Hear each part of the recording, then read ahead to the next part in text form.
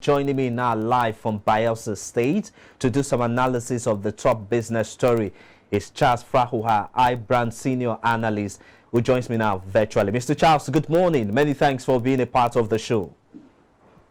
Blessed, good morning. Thank you for having me on your show. You are very correct. I am broadcasting live from Yenegoa in Bayelsa State.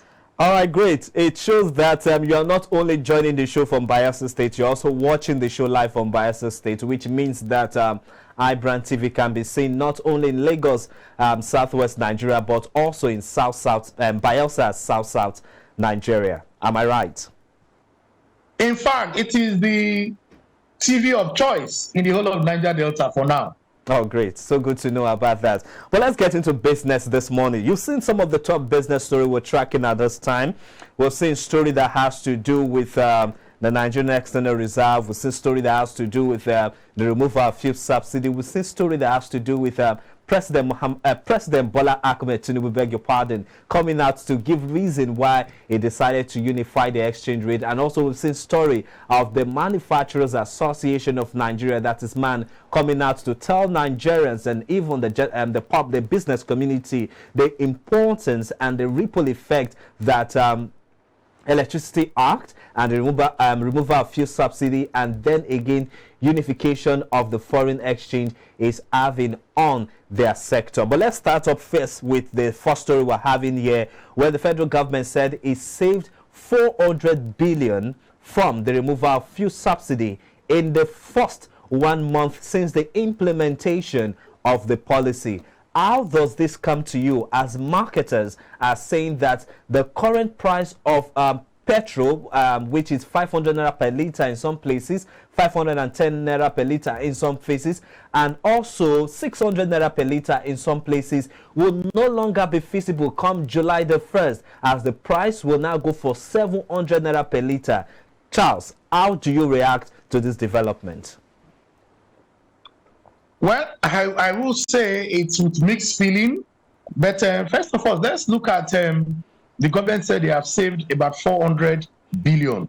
For me, that is good. That is obvious that people are now seeing the benefit of subsidy removal. And this 400 billion, yes, it can go a long way in trying to even serve as a palliative, at the same time improving government amenities, maybe it's health sector, education, infrastructure, and all that.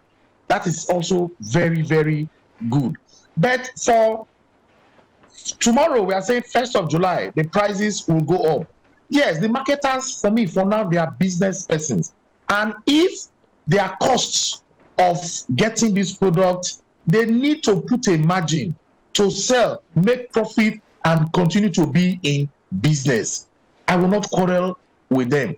But okay, what we are saying is, let there be transparency in terms of this product availability, distribution, and sale. Okay. Yes, I cannot buy products from Falawiyo depot in Apapa there and bring to Bayelsa, Yenegoa, and sell for the same amount. Somebody will take it from maybe any other place, maybe from that same Apapa there to Festac, and sell at the same price. So let there be some, because we have said remove this subsidy, let there be complete and full deregulation, and let the market forces determine everything. And I'm telling you, if the government is sincere with some of these monies that will be realized from this removal and use it judiciously, of course, we'll see some improvement in the quality of lives of the average Nigerian. Charles, you did make mention of the improvement in the quality of life of the average Nigerians, but if Nigerians are going to be buying fuel, petrol, PMS at the rate of 700 naira per litre, is this not additional hardship to the current hardship that we're being faced now, amid palliative that we are yet to see by the federal government to cushion this effect? I'm talking for the poor masses, one. I'm also speaking for small business owners who are still struggling with epileptic power supply in the country at the moment. What do you make of it? By reacting to this with quick intervention to ensure what I would rather refer to as an unrest in the country?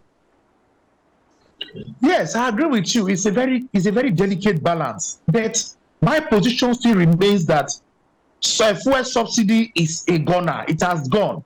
And the earlier Nigerians, the average Nigerian begin to face the reality, the better for us. But what we want as average Nigerian is let government lead with example. We need to see a reduction in the cost of governance. We need to see government officials coming out and saying, yes, they are also feeling this hardship and kind of empathizing with the people, because we need this fuel removal to move forward. Not where the president of a country will come back and we're having over 100 vehicles at his convoy. That does not show leadership by example. We need to reduce the cost of governance. Yes, you are telling Nigerians to make that sacrifice. Nigerians are ready to make the sacrifice. We know it's going to be painful, but at the same time, we want to see leadership by example. So I will go with the fuel subsidy removal, the price of fuel from tomorrow going up to 700 per litre. They want to see leadership by example from government and government officials. It's Nigeria we're talking about here, even though I have hopes and trust in this country. But then again, we are waiting and watching and see how government will handle all of this situation, because Labour are in one hand threatening to go on a nationwide strike if measures are not put in place to cushion the effect on the poor masses. But let's move on now to the next story.